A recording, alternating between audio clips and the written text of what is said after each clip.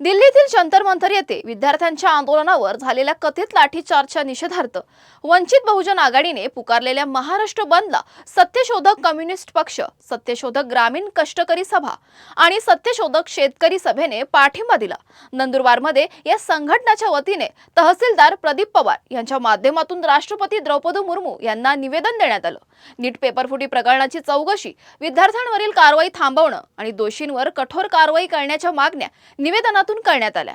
यावेळी सत्यशोधक कम्युनिस्ट पक्षाच्या पदाधिकाऱ्यांनी सरकारवर टीका करत आंदोलन हाताळण्यात अपयश आल्याचा आरोप केलाय। तसेच महाराष्ट्र बंदमध्ये जिल्ह्यातील कार्यकर्ते सहभागी असल्याचं सांगितलं आहे।